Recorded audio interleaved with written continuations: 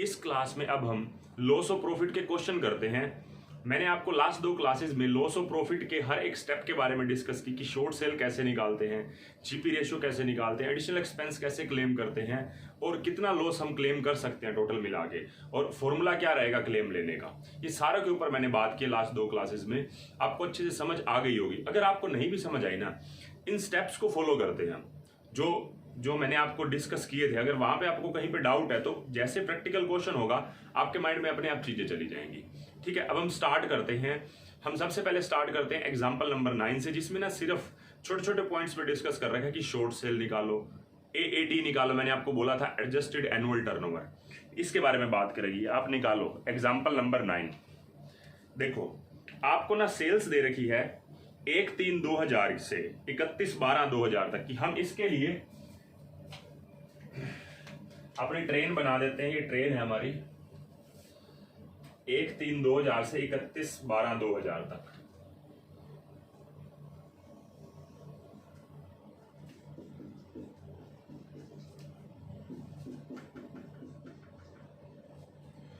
उसके बाद 1/3/2000 से 30/6/2000 तक की भी दे रखी है। इस पीरियड की मुझे सेल्स दे रखी है टोटल 6 लाख रुपए। ठीक है, फिर मुझे 1/3/2000 से 30/6/2000 तक की भी दे रखी है, यहां से लेके यहां तक की। ये दे रखी है मुझे 2 लाख रुपए की। उसके बाद 1/1/2001 से 1/3/2001 तक, 1/1/2001 से यानी 31/12/2000 बोल रहे हैं, 1/1/2001 से लेके 1/3/2001 तक इस पीरियड की सेल्स दे रखी है 4 लाख रुपए। आप पहले ऐसे लिख लेंगे तो इजी हो जाता है क्वेश्चन। प्रैक्टिस के ऊपर कई बार ये लिखने की भी जरूरत नहीं पड़ती है, तो स्टार्टिंग करवा रहा हूं ना मैं क्वेश्चन की, आपकी अपने आप ही प्रैक्टिस बन जाएगी, फिर आप इसको लिखना भी बंद कर देंगे। उसके बाद 1/3/2001 से 30/6/2001 तक इस पीरियड की सेल्स है 12,000 रुपए, और यही मेरा अफेक्टेड पीरियड है। ये मेरा अफेक्टेड पीरियड है। अफेक्टेड पीरियड मैं लिख देता हूं। ठीक है, अब बात करते हैं आगे। हमारे से क्वेश्चन में पूछ रहा है शॉर्ट सेल निकालो, एटी निकालो और एएटी निकालो। सबसे पहले हम शॉर्ट सेल पे बात करते हैं, ध्यान से समझना, एक एक पॉइंट पे डिस्कस होगा।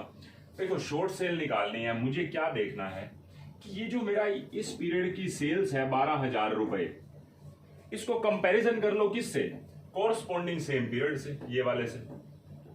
यहां पे हमारी स्टैंडर्ड सेल कितनी है, मैं जो निकाल रहा हूं, पहला काम जो कर रहा हूं, calculation of short sales. Short sales सबसे पहले मैं क्या करूंगा, मेरी स्टैंडर्ड सेल्स कितनी है, मेरी स्टैंडर्ड सेल्स है 2 लाख रुपए।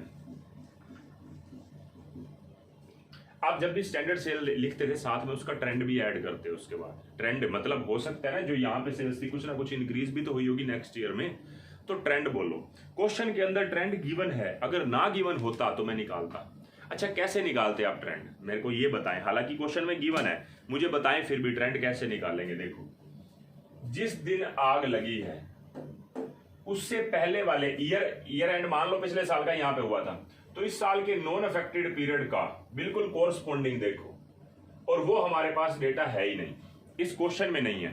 लेकिन मैं बता देता हूं कैसे निकालते थे कि मान लो यहां पे सेल्स है, अगर मान लो 50,000 रुपए, यहां पे 70 है उसके कोरस्पॉन्डिंग, तो 20,000 की सेल्स इंक्रीज होगी। 20,000 डिवाइड बाय बेस ईयर जो पिछले साल का था 50,000 इंटू 100, मतलब 40%, ऐसे बोल सकते हैं। लेकिन फिलहाल हमें क्वेश्चन में ट्रेंड गिवन है, तो हम ट्रेंड ऐड कर देंगे 10%।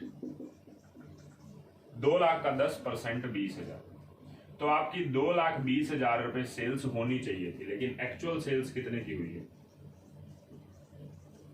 आपकी हुई है सिर्फ 12,000 रुपए की। तो आपकी शॉर्ट सेल्स कितने की हो गई, 2,08,000 रुपए की। बस ये आपकी शॉर्ट सेल्स निकल के आ गई। हमें कोई ज्यादा बीच में कोई लॉजिक थोड़ी ना लगाना था। उसके बाद नेक्स्ट आपको क्वेश्चन में एटी और एएटी निकालना है। एनुअल टर्नओवर का मतलब आप अपने लॉजिक मत लगाना। एनुअल टर्नओवर का मतलब एज पर इंश्योरेंस एक्ट जिस दिन आग लगी है उससे पिछले 12 महीने होते हैं। तो मैं अगर आपसे पूछूं कि एनुअल टर्नओवर कितनी है इस क्वेश्चन में, तो आप मुझे बताएं। देखो इस दिन आग लगी, इससे पिछले 12 महीने मतलब यहां से लेके यहां से लेके यहां तक। ठीक है, कोई डाउट नहीं होना चाहिए।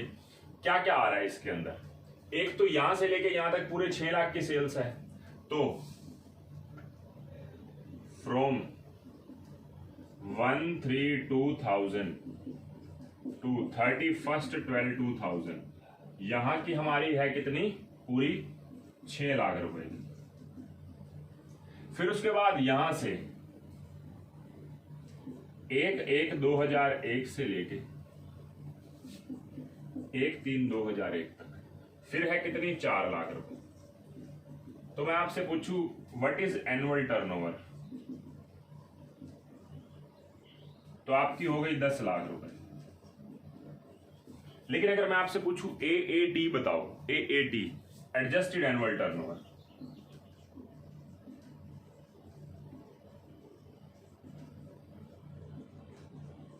तो करना क्या है, AT लिखो पहले से 10 लाख रुपए। इसमें ये पीरियड तो विद ट्रेंड ही होगा, क्योंकि ये हमारा ये वाला करंट फाइनेंशियल ईयर है। पिछले साल का जितना भी पीरियड है ना 31/12 से पहले वाला, इस सारे के ऊपर ट्रेंड लगा दो। मतलब ट्रेंड ऐड कर दो 6 लाख का 10% और ऐड कर दो 60,000। तो आपकी एडजस्टेड एनुअल टर्नओवर आ गई, ये आ गई आपकी कितनी, 10,60,000 रुपए। कोई दिक्कत नहीं होनी चाहिए, कोई डाउट नहीं होना चाहिए, बिल्कुल सिंपल क्वेश्चन था। ठीक है, अब हम स्टार्ट करते हैं एग्जाम्पल नंबर 10।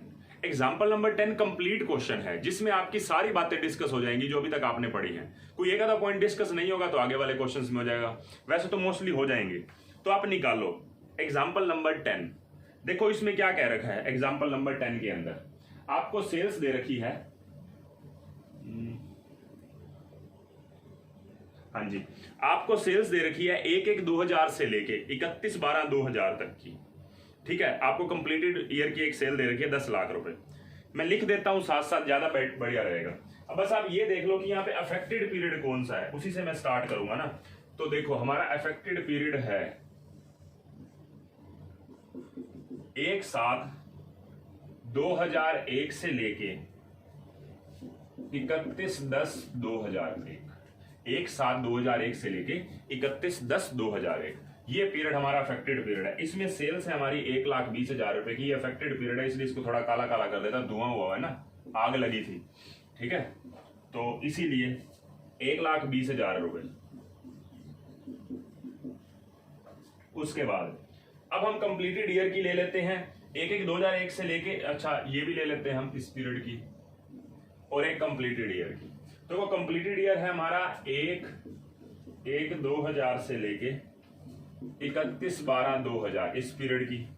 फिर यहां से 1/1/2001 से लेके 30/6/2001 तक इस पीरियड की। तो इस पीरियड की सेल्स हमारी टोटल जो कंप्लीट ईयर की सेल है फाइनेंशियल ईयर की, वो हमारी है 10 लाख रुपए। और हमारी इस पीरियड की सेल्स है, 6 महीने की सेल्स है 6 लाख रुपए, और इस पीरियड की तो 1,20,000 पता ही है।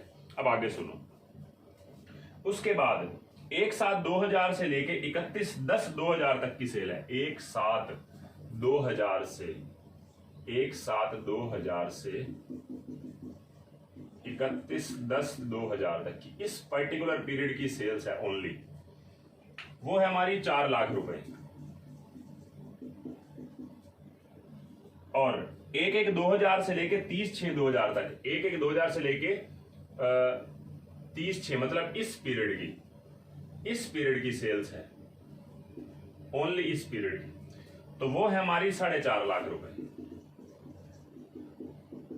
ठीक है, एक कंप्लीट सेल्स दे रखी है इस पीरियड की, इस पीरियड की सिर्फ 4.5 लाख है, इस पीरियड की हमारी 4 लाख है। इसकी वैसे अपने आप ही निकल जाएगी, अगर 4.5 लाख 4 लाख तो 1.5 लाख है। वैसे तो जरूरत होगी तो देखेंगे, नहीं तो कोई जरूरत नहीं है।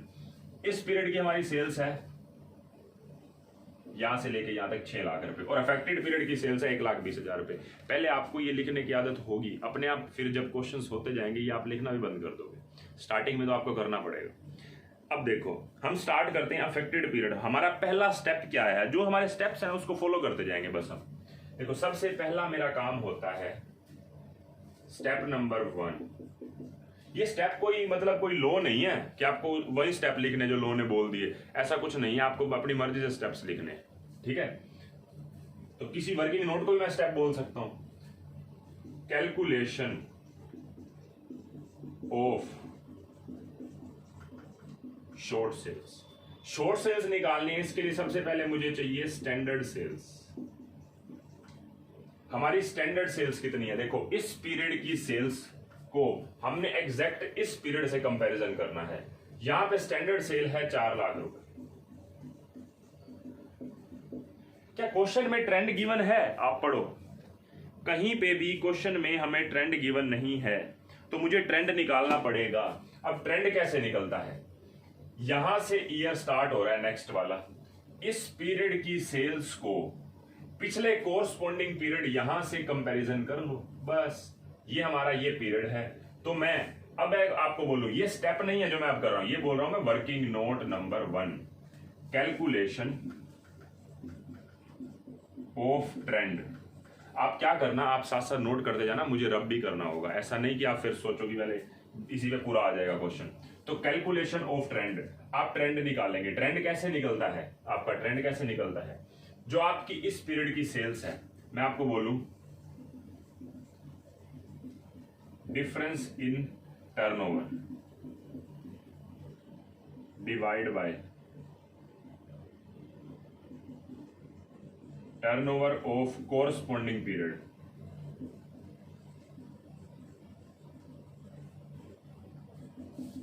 इनटू 100, ठीक है। दिस डिफरेंस इज टर्नओवर, और यहां पे मैं क्या लिखूंगा, नॉन अफेक्टेड पीरियड। ये आप लिख सकते हो नॉन अफेक्टेड पीरियड, और यहां पे भी नॉन अफेक्टेड पीरियड, ठीक है। तो आप मुझे बताएं डिफरेंस कितना है, यहां पे 4.5 लाख है, यहां पे 6 लाख है, तो हमारा कितना आ गया, 1.5 लाख रुपए। 1.5 लाख रुपए हमारा आ गया, और बेस ईयर कितना है, 4.5 लाख रुपए उसकी, इंटू 100 मतलब 33.33%। ये मेरा ट्रेंड है, 33.33% क्या है, मेरा ट्रेंड है। तो हम क्या करेंगे, इस ट्रेंड को यहां पे लगा देंगे। मतलब ट्रेंड हमारा कहां से आया, वर्किंग नोट 1 से। इसको अप्लाई कर देते हैं हम यहां पे कि 4 लाख का 33% मतलब 1,33,333। टोटल मेरी सेल्स होनी चाहिए 5,33,333, लेकिन एक्चुअल सेल्स कितनी है मेरी एक्चुअल सेल्स है 1,20,000 रुपए। तो मैं कितने रुपए की सेल्स कम कर रहा हूं, शॉर्ट सेल्स मेरी कितनी है, 4,13,333 रुपए। ये मेरी है शॉर्ट सेल्स। शॉर्ट सेल्स मेरी निकल के आ गई। आगे अब करते हैं नेक्स्ट काम। मुझे एक बात बताएं, आपको वर्किंग नोट ट्रेंड का समझ आ गया, मैं इसको रब कर देता हूं, आपको नोट करना है, आप नोट कर लेना। तो कैलकुलेशन ऑफ ट्रेंड तो हो गया मेरी तरफ से, शॉर्ट सेल्स निकल गई है। अब शॉर्ट सेल्स के लिए मुझे लॉस ऑफ प्रॉफिट भी तो निकालना है ना, तो उसके लिए मैं क्या करूंगा, step 2,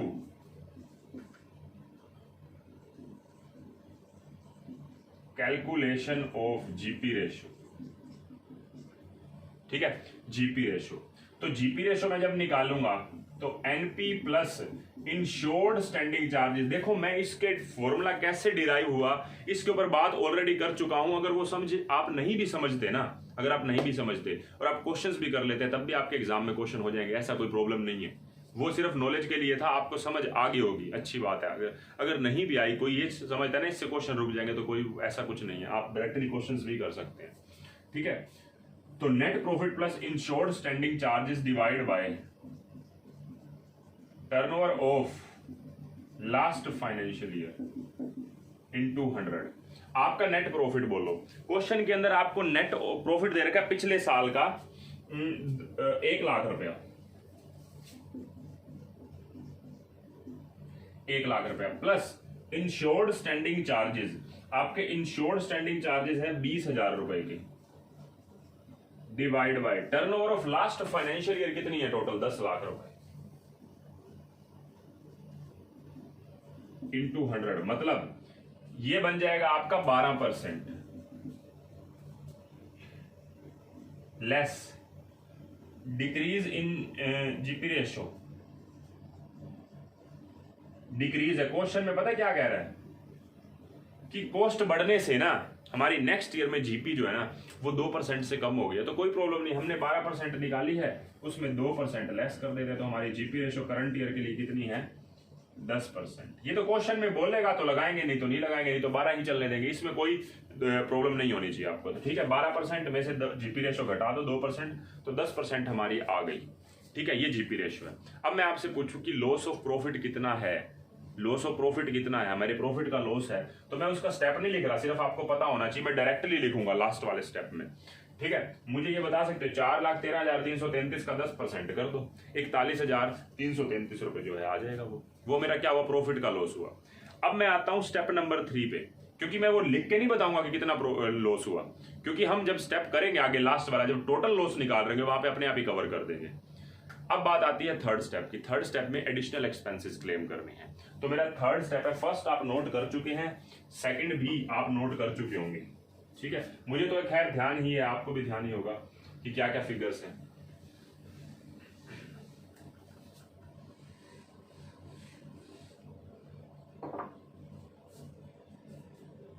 step number 3,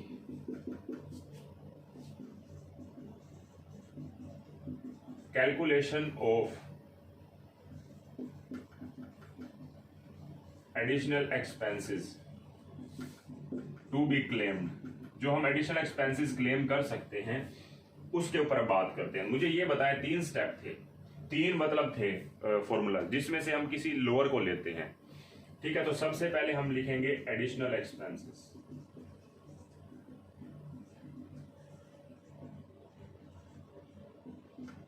additional expenses हमारे हैं 10,000 रुपए के। दूसरा, कहीं पे भी ऐसा बोल रखा है कि रिडक्शन इन सेल्स अवॉइडेड, हम कितनी सेल्स की रिडक्शन को बचा पाए एडिशनल खर्चे करके, नहीं बोल रखा। इट मींस हम ये मानेंगे हमने सारी की सारी रिडक्शन को ही बचाया है, सारी की सारी रिडक्शन। मतलब ये जो हमारी शॉर्ट सेल्स आई है ना 1,20,000 की, सॉरी जो हमारी इस पीरियड की सेल्स आई है ना 1,20,000 रुपये अफेक्टेड पीरियड की, वो सारी की सारी ही एडिशनल खर्चे करके ही हुई है, ये आपको मानना पड़ेगा। नहीं तो स्पेशली बोलेगा कि 1,20,000 में से 30,000 रुपए की सेल्स हमारे खर्चा करने के कारण हुई है। समझ रहे हैं बात को? तो इसलिए बात को समझे। तो मैं क्या बोलूंगा, रिडक्शन इन सेल्स अवॉइडेड, मैं सीधा डायरेक्टली ले लूंगा। हमारी जो 1,20,000 है, 1,20,000 का 10% कितना हो गया, 12,000 रुपए। ठीक है, 1,20,000 का 10% 12,000 रुपए। और थर्ड पे आ जाते हैं। थर्ड हमारा था, आपको फॉर्मूला तो खैर पता ही है और आपको थ्योरी दे ही रखी है मैंने, वहां पे देख लेना एक बारी। क्या है हमारा एडिशनल एक्सपेंसेस, हमारा एडिशनल एक्सपेंसेस है 10,000 रुपए इंटू, अब मुझे चाहिए AAT into GP ratio. Formula कैसे डिराइव हो मैं ऑलरेडी बता चुका हूं, मुझे क्वेश्चन में AAT निकालना है, AAT। अब मैं AAT पहले निकालूं, अब क्या मैं AAT को स्टेप बोलूं, नहीं, मैं क्या करूंगा, working note number 2, calculation of AAT।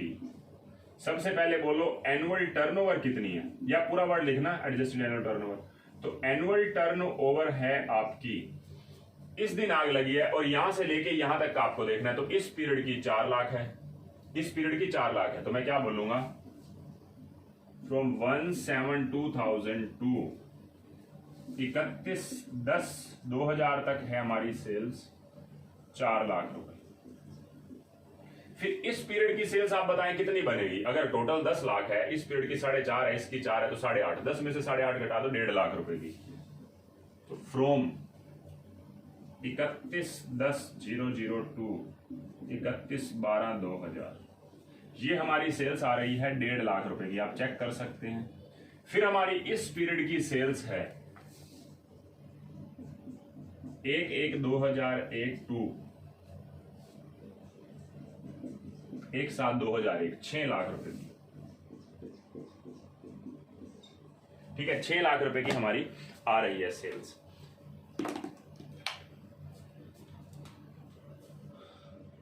अच्छा अब आते हैं, ये मेरी एनुअल टर्नओवर निकल गई 6 और 4 10 और 11,50,000। ये तो मेरी है एनुअल टर्नओवर। मैं यहां पे एडजस्टेड ही लिख देता हूं, मैं एनुअल अलग से नहीं निकालता। ठीक है, एनुअल में ट्रेंड ऐड कर दो। अच्छा बताओ आप ट्रेंड किस पीरियड का ऐड करोगे? इस पीरियड का तो नहीं करेंगे, इस पीरियड का करेंगे। यहां से लेके यहां तक 4 लाख ये है, 1.5 लाख ये, 5.5 लाख। तो 5.5 लाख के ऊपर आप लगा दो। आप ट्रेंड था हमारा 5.5 लाख के ऊपर, शायद 33% था, 33% था। मैं कैलकुलेशन सीधा ही उठा लेता हूं, तो हमारी ये कैलकुलेशन आ रही है 1,83,333 रुपए। आप चेक कर लेना, मेरे हिसाब से ठीक है। 1,83,333 रुपए। तो ये मेरी टोटल निकल के आ गई 13,33,333 रुपए। 13,33,333। ये मेरी क्या निकल के आ गई? Adjusted annual turnover. इस adjusted annual turnover working note 2 में रखी है मैंने एक ट्रेंड निकालना वर्किंग नोट में रखा है और एक AAT निकालना वर्किंग नोट में रखा है। उसके बाद इस स्टेप में मैं क्या करूंगा, 10,000 जो है, मैं थोड़ा इधर ले लेता हूं, 10,000 इंटू 13,33,333 इंटू रेट कितना है जीपी का 10% आपने निकाला था स्टेप नंबर 2 के अंदर, और नीचे भी 13,33,333 into 10% plus uninsured standing charges हमारे कितने हैं टोटल, सीधा बता ही रखे, अनइंश्योर्ड 30,000 रुपए की। इसको आपने सोल्व करना है, पूरा का पूरा इसको सोल्व करना है। और सोल्व करके क्या आता है वो मैं डायरेक्टली लिख देता हूं। पहले में आ रहा था 10,000, दूसरे में आ रहा है 12,000, तीसरे में आ रहा है 8163।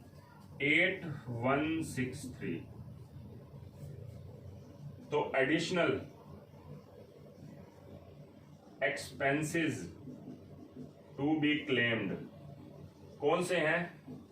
₹8163 लोअर ऑफ एबव। इन तीनों में से जो कम है, देखो मेरा लॉस ऑफ प्रॉफिट ऑलरेडी निकल चुका है, अगर आप ध्यान दे तो बस उसको मल्टीप्लाई करना था जीपी रेशियो से मैंने, क्योंकि वो तो निकाल ही ली थी शॉर्ट सेल्स। तो 2 चीजें निकल गया, मुझे तीसरा क्या निकालना है? टोटल लॉस निकालना है कि हमारा टोटल लॉस कितना है। तो कैलकुलेशन ऑफ लॉस जो मुझे हुआ, इसको आप नोट कर लो, इसको भी नोट कर लो। मैं अब आता हूं नेक्स्ट स्टेप पे। स्टेप नंबर 3 तक आपके हो चुके हैं और स्टेप नंबर 4 पे आते हैं। Calculation of total loss. एक तो मेरा लॉस हुआ loss of profit.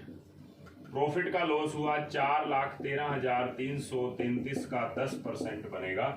Short sales into GP ratio कर रहा हूं 41,333 प्लस एडिशनल एक्सपेंसेस जो मेरे क्लेम हुए हैं अभी पीछे वर्किंग नोट स्टेप नंबर 3 से जो निकल के आया है।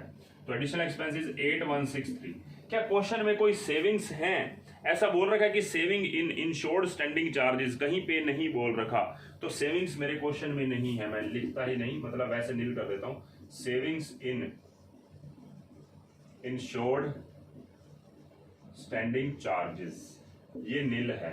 तो मेरी टोटल लॉस निकल के आ गया जो मैं लिख रहा हूं 49496। तो ये मेरा टोटल लॉस निकल के आ गया। इसके बाद हम क्लेम लेंगे, तो क्लेम लेने का हमारा जो फॉर्मूला है वो लगाते हैं हम। ये मेरा स्टेप नंबर 5 है। आप अपनी मर्जी से स्टेप कोई भी बना सकते हैं। आपने जो 2 वर्किंग नोट किया उसको भी स्टेप बोल लो, कोई प्रॉब्लम थोड़ी ना है। ठीक है, step number 5 calculation of claim. तो पॉलिसी अमाउंट हमारा क्वेश्चन में कितना है? पॉलिसी अमाउंट है 2 लाख रुपए का। लॉस कितने का हुआ है? 49,496 रुपए का। और AAT इंटू जीपी रेशो मैंने बताया था किस कारण से है।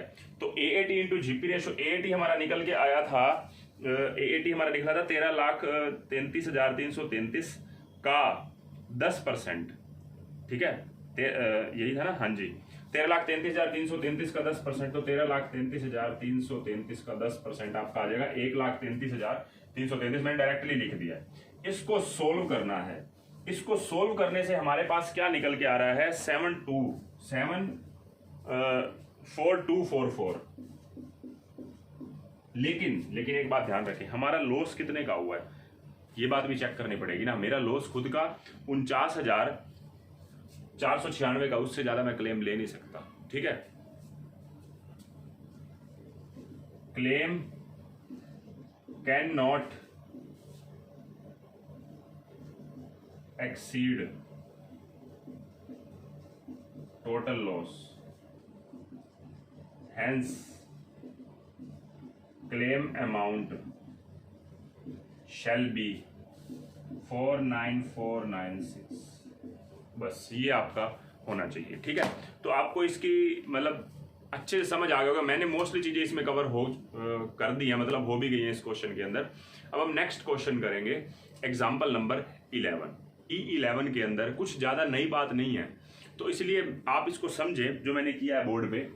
देखो, आपको क्वेश्चन के अंदर क्लेम ही निकालना है और सारी इंफॉर्मेशन है। जैसे मैं बोलूं स्टैंडर्ड सेल्स आपको बता रखी है कि सेल्स आपकी लास्ट ईयर की कितनी है, मतलब इस कोरस्पॉन्डिंग पीरियड की। कोरस्पॉन्डिंग सेल्स बोला जाता है ना इसको, जो नॉन अफेक्टेड बोल रहा हूं, जो इस साल में जो अफेक्टेड पीरियड है उसका कोरस्पॉन्डिंग पीरियड पिछले साल का, तो वो स्टैंडर्ड सेल होती है, वो 80,000 रुपीज की है, कोरस्पॉन्डिंग लिखा हुआ है। और करंट ईयर की जो हमारी अफेक्टेड पीरियड की जो सेल्स है वो है 20,000 रुपए, तो शॉर्ट सेल्स आ जाएगी। आप कहेंगे ट्रेंड कहाँ गया, क्योंकि आपको इन्फॉर्मेशन पूरी नहीं दे रखी। आपको फाइनेंशियल ईयर में एक मंथ के बारे में डिस्कस नहीं कर रखा, मार्च अप्रैल मई जून कुछ नहीं कह रखा, तो इसीलिए यहाँ पे हम ट्रेंड नहीं निकाल पाएंगे। ट्रेंड नहीं निकाल पाएंगे तो सीधा हमारा क्वेश्चन होगा 60,000 रुपए शॉर्ट सेल्स आ गई। अब क्वेश्चन के अंदर हमें लास्ट फाइनेंशियल ईयर के हमें नेट प्रॉफिट भी दे रखा है और इंश्योर्ड स्टैंडिंग चार्जेस भी दे रखे हैं। क्वेश्चन में आप पढ़ सकते हैं, बिल्कुल सिंपल क्वेश्चन है। और पिछले साल की टर्नओवर भी दे रखी है, तो हमारे 20% आ गया ये जीपी रेशो। उसके बाद हमारा थर्ड काम एडिशनल एक्सपेंसेस जो क्लेम करने हैं, उसमें हमारे खर्चे हुए, आप पढ़ेंगे तो एडिशनल एक्सपेंसेस 5,000 के हुए हैं। रिडक्शन इन सेल्स अवॉइडेड यहाँ पे अलग से डिस्कस नहीं कर रखा, मैंने आपको बताया है। रिडक्शन इन सेल्स अवॉइडेड अगर नहीं बता रखा तो जो हमारी अफेक्टेड पीरियड में जो सेल्स है वही उठा लेंगे। तो अफेक्टेड पीरियड की सेल्स है 20,000 इंटू 20% 4,000। थर्ड फॉर्मूला होता है expense into AAT into GP ratio. AAT जो है यहाँ पे नहीं निकाली जा सकती, क्योंकि ट्रेंड वैसे नहीं पता लग रहा, तो हमारी पिछली 12 महीनों की जो टर्नओवर है बस उसी को उठा लेंगे, उसी का 20% मल्टीप्लाई कर देंगे जीपी रेशियो से। तो क्वेश्चन में मुझे दो टाइप की सेल्स दे रखी है। एक तो सेल्स ऑफ लास्ट ईयर दे रखी है, जिसका यूज है जीपी रेशियो निकालने में। देखो, जीपी रेशियो निकालने के लिए जो टर्नओवर से डिवाइड किया जाता है ये लास्ट ईयर की सेल्स होती है, जबकि एनुअल टर्नओवर का मतलब है पिछले 12 महीने की सेल्स। तो एनुअल टर्नओवर मुझे 6 लाख रुपए दे रखी है, मैं AAT नहीं निकाल सकता, तो मुझे AT से ही काम चलाना पड़ेगा। तो जितने एक्सपेंस है उसका 80 इंटू 20% मतलब जीपी रेशो, और 80 into GP ratio plus uninsured standing charges. ये कहां से निकले अनइंश्योर्ड? आपके टोटल स्टैंडिंग चार्जेस है 90,000 रुपए के, इंश्योर्ड है 60,000 रुपए के, तो अनइंश्योर्ड अपने आप ही 30,000 रुपए के हो जाएंगे। तो इन तीनों में से मैं 4,000 क्लेम कर सकता हूं। और मेरा आप टोटल लॉस कितना हुआ? एक तो 60,000 की सेल्स पे 20% मार्जिन, मतलब 12,000 रुपए का लॉस करवाया मैंने अपना, प्लस एडिशनल एक्सपेंसेस हुए मुझे 4,000 रुपए के। सेविंग्स इस क्वेश्चन में भी नहीं है, होंगी आगे क्वेश्चंस में, तो सेविंग नहीं है। तो 16,000 पे मेरा टोटल लॉस आ गया। क्लेम लेने का फॉर्मूला लगा दिया कि policy into total loss divide by 80 into GP ratio. मैं यहाँ पे भी AAT लगा सकता था, लेकिन AAT मेरे पास इंफॉर्मेशन है नहीं, तो मैं AT से ही काम चलाऊंगा। तो ये मेरा क्लेम निकल के आ गया 6667। ठीक है, तो मैंने आपको जो क्वेश्चंस करवाए हैं ये 3 क्वेश्चन आपको अच्छे से समझ आ गए होने चाहिए। हम नेक्स्ट क्लास में आगे भी क्वेश्चंस ही करेंगे, मतलब 2-3 क्वेश्चंस पे और डिस्कशन करेंगे। ठीक है, तो नेक्स्ट क्लास में मिलते हैं, बाय बाय।